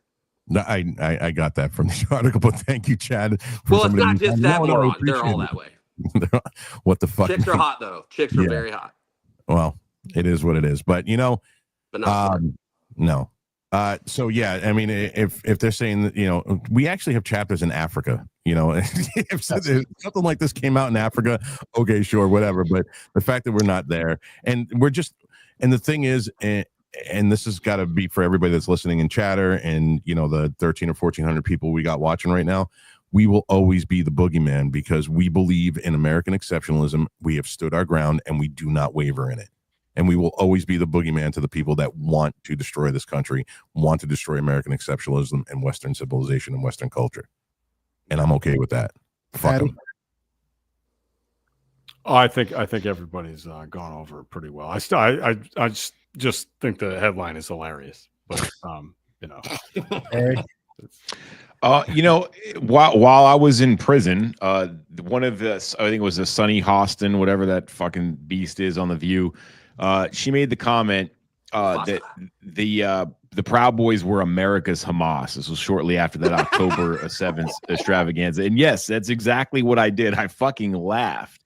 But then, not sometime after that, we saw this lunatic attempt to assassinate our president. And it goes back to what Don Lemon and all these fucking shitbags in the left-wing journalists constantly say: Trump's a Nazi, Trump's Hitler, Trump's this and Trump's that. These people believe anything, and you have to look no further than the Russia collusion hoax. These morons still believe that Trump colluded with Russia. So these narratives that they frame against us, they hold weight and they hold longevity. So I would be I would be very, very angry inside if one of my boys was offed by some fucking lunatic because they believed the headline they read from New Zealand that these guys were domestic terrorists, which we know they are not. I would be devastated and very pissed off if one of my boys succumbed to that. And it has really high potential to happen. So thinking it's conspiratorial is just fucking stupid. Yeah. So let me take this off the screen. I don't have any other stories. The other boogeyman in that story was the fact that we're anti-Muslim and pro-gun. Yeah. I don't get a statement. Oh, I'm sorry, Chad. Go ahead. My bad. I've already pissed Enrique off. This No, was a you quick can't run. piss me off. This was a quick I fucking like run. you, Chad. I've been fired from a lot of places. No matter what, Patty, I like you. All right. So basically, if I was a Proud Boy out there, I'd be rearing my flag, being like, "Dude, we're so fucking badass. They ban us when we're not even there." That's Sun Tzu. It actually says that. Be where they're not. You guys are out there, and you're so scary to the idea of a whole bunch of masculine beer drinking, liking to have some yogurt pants around them. Guys, they don't like that. They need you to bow to the Transformer situation more than MECI. They want you to piss next to them at a footy game where they whip out their dick, but they're dressed like a chick. They want all of that. And the idea of the Proud Boys is on the other side of the spectrum, not autism spectrum, but spectrum. Well, that's and hey, I'm not a doctor. So you go out and you put it on the other side of the spectrum saying, hey, we're here to plant a flag in your ass, you moron. We're not putting up with your bullshit. And we're going to stand in front of you when you want everyone else to fear your bullshit ideology. We're going to stand there and laugh in your face and probably drink a PBR. Fuck you. And that's where they don't want in New Zealand. They can't have that in New Zealand. And the fact that they're banning something that's not there is actually in the world of war is beautiful because it is art of war. They're scared of you, so they're banning you where you're not. That says something about what the Proud Boys are, what they represent, and what the globalists under the World Economic Forum and the rest of the assholes that walk around in girls' clothes want the world to become. You are the special forces, if you will, or the guys that are standing in front of them, and they have to look at every angle at the World Economic Forum to make sure you are neutered of your alpha concept and somebody that will push back. They can't allow you to grow. If you grow and this takes on even bigger, like it has, then people are going to rise up and they're not going to do well because we know the guys in the skinny jeans and the blue hair that ride around on a bike without a seat aren't going to be able to get out and smack any one of us. So they have to do what they're doing. Congratulations to you, Enrique, and the rest of the Proud Boys. I would put this as a patch somewhere on one of your cool vests or whatever. And as far as the autism spectrum, there's plenty of brothers that are very, very, very high up on that spectrum. But Autism speaks. Give them a hug and give them. But the point of the group is we're trying to make better men, and we have to support those guys and try to make them better men. Yeah, exactly. So, look at Enrique. Just to close on this, nobody's scared of you guys, by the way. Yes, they are. No, they're not. Nobody's They are. Nobody I know is scared. We're scary. Look, Patty, you don't really know anybody, Patty, so that's a very low bar to Not put there. against us. Yes. I know everybody, Barry. So your Nobody's- golden in the retriever mouth, and your Patty. cat is not scared of us. Great. I don't have it. Why does everybody insist I have a cat? Because You're a look at you, Democrat. bro. You look like you have 3 cats minimum. What kind of? And I you smell have like I have cat a piss. golden retriever, and that's it. All right. And So a big fucking swinging dick. Your boyfriend's weird. in closing, I wish we were. I always say this. I wish we were half as cool as New Zealand, Canada, and the liberals make us out to be. Patty's right. Like we're just regular dudes. There's nothing special about us. Do we believe in like certain values that the liberals might be against? Welcome to more than half of America. But charging us with seditious conspiracy, again, they made us out to be like these puppet masters that we planned this entire insurrection, and I use air quotes for the people listening in audio. I think that for the most part, the Proud Boys have been a force for good, and not all of us agree. As a matter of fact, like even within the group, there's a lot of us that disagree with certain things, and you're not going to agree with. There's tens of thousands of Proud Boys, and to think that you like every single one, it's just not going to happen. To us, it's a brotherhood. I disagree with a lot of my brothers, but I support them 100%. And that concludes pretty much this show for today. We've gone over quite a bit. We've gone over about 40 minutes. Chad, I thank you for coming in last minute. And I'll give the last words for the firing squad. I'll start with Patty. Oh, I think I said enough. Okay. Barry.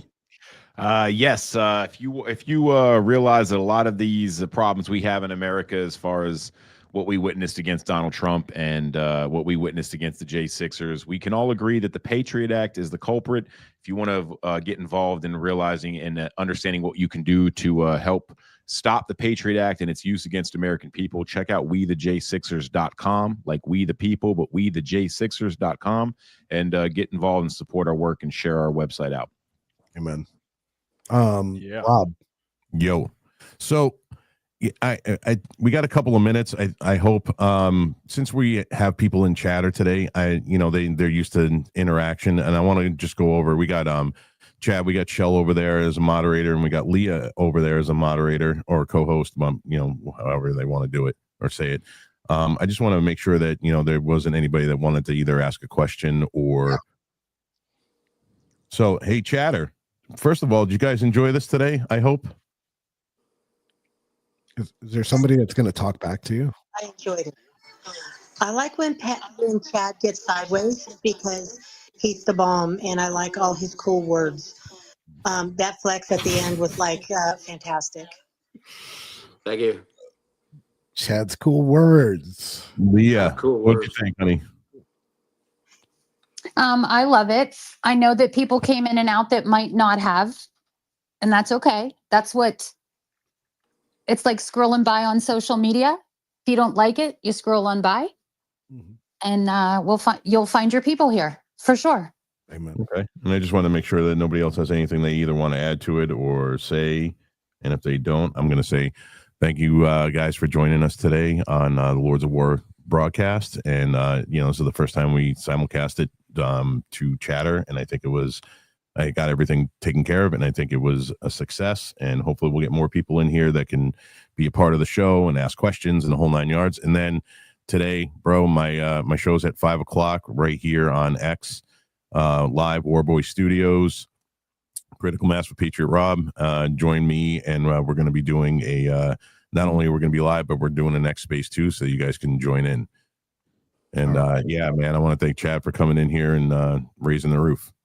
All right, Chad. Yeah, man. I don't know if I am able to say anything or not. Wait, What? Rob? Oh, we had somebody talking I over. wanted to say good show. Thanks, Chaz. I appreciate that. Chaz says we had a good show. Thank you, Chad. Hey, if you're gay, stay gay. But if you're not, never trust a man with a gerbil in his hand. Cherry Pentacoli. As, that was Chad K's asshole. Only us Gen Xers remember that. As our friends from Chatter said, awesome words from Chad.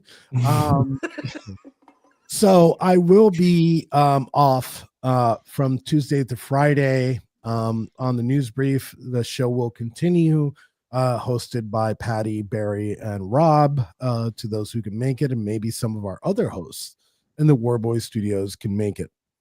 I will tell you, I have changed my schedule for my show. We're bringing back the NBLE live podcast. It was supposed to air on Wednesday. Now it's going to air tomorrow night at 7:00. It's an exclusive interview, and I think it's going to be. That's a problem. Oh wait, that's right, Patty. You're on at 7. Yeah, I can. No. Don't change your show.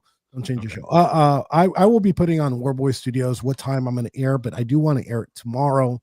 It's an exclusive show with Lieutenant Shane Lamond, a 23-year veteran of the Metropolitan Police Department. He was the intelligence commander for the Metropolitan Police Department for a very long time, and especially on January 6th. So we're going to be asking some questions about what what was going on at that time and why the DOJ came after him and gave him an 18-month sentence for supposedly tipping me off about my arrest for the Black Lives Matter banner. This is the first time that Lieutenant Shane Lamond is going to be speaking publicly in a long-form interview. So I will be airing that tomorrow. It will be a pre-recorded show. I might be on live, so you might see it in split screen. But it's going to be a very important show for people to understand how the intelligence community saw January 6th. This guy had communications with everybody from the Secret Service to the Capitol Police to the FBI.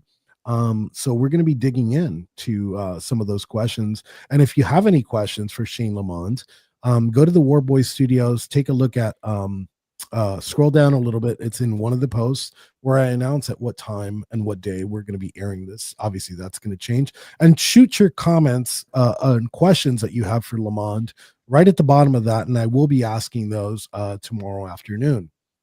So, go ahead. Bro, I got a question for you about what you're talking about. Are we ever so I don't ever speak out of school. Are we ever going to talk about the actuality, the reality of what happened with that banner? Are we at the point where we can talk about that or no? You could ask questions. I was standing right next to you. So like, I mean, how I about think that's the answer. I mean, am I supposed to say it's in my garage or what? Yeah. So, Rob, Give a shit. Come to South Carolina and get it, bitch. you could feel free to tell people the truth? That's what I'm worried about. I don't know what the truth is. What's the truth? I know what the fucking truth is. You didn't burn that banner, you motherfucker. All right. I don't know what you're talking about. Yeah. Okay. That's the question I want. See, but you know what? You man, listen. I don't give a shit. Enrique said he did it. He did it. But it takes a real fucking man, and I'm not blowing fucking smoke up his ass or not, to fucking look out for his fucking brothers the way he fucking did and went down and did fucking time for it. All right. Plain and simple. End of story. But he's a snitch. He's a snitch. He's a fed snitch that did 22 years and fucking 5.5 months for a fucking crime he didn't commit. Fuck you. I don't know what you're talking about. He has no idea what I'm talking. Yeah, no. I'm just talking out of my ass. I have no idea. I have no idea. Scary one. Yeah, he only did 3 out of those 22, so that's fake news right there. Well, no, he did the whole 5.5 months though. Yeah, I did. And then got out and got fucking popped for J6 2 months later. Yep. So that concludes the show for today. Please, right here, and then he changes it right when I was about to say it. Right here, the War Boys Studios. Go to @ the War Boys Studios on X, and hopefully, Chatter coming soon. We'll have this conversation in the green room after this. Hit that post notification button so you know exactly when we go live. We go live at the War Boys Studios, at the American Rise, at Rob's account, and on my personal account. So please tune in. Tomorrow at around 11:45ish, we will have the news brief, and then I'll give you the schedule for the return of the NBLE podcast live with Shane Lamond. Thank you guys for tuning in, and I am out. Wait, why is the outro video not put in here? Okay. Actually, I'm going to use mine. Thank you, Leah, for all the help today, sweetie. We I'm going appreciate to use the NBLE outro just for shits and giggles. Here we go. 3, 2, 1.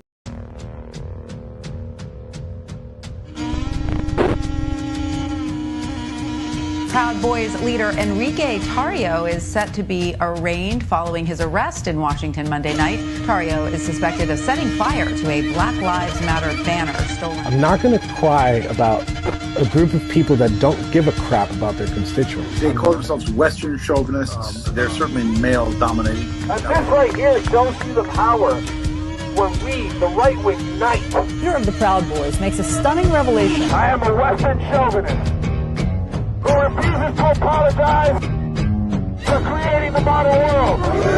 Proud Boys, stand back and stand by. Breathe fire like a dragon killing demons. Go hard, yeah, we gotta seize the day. Hellfire raining down upon my people. We're gonna bring the heat, we can bury it today. We all been lost, we all been cold. Everyone rise to our breath, free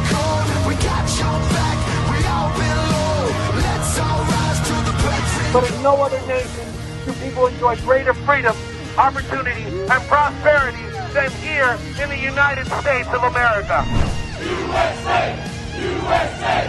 USA!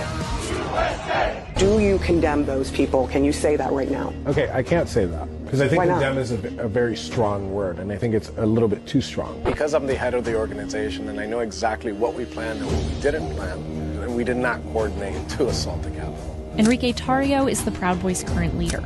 And over the past 4 years, he's seen the group grow from a few guys in a bar to thousands of members across the United States. Right now, the most important thing that we have going for us is that we all share the same belief. The belief that we should put America first. America first. America first.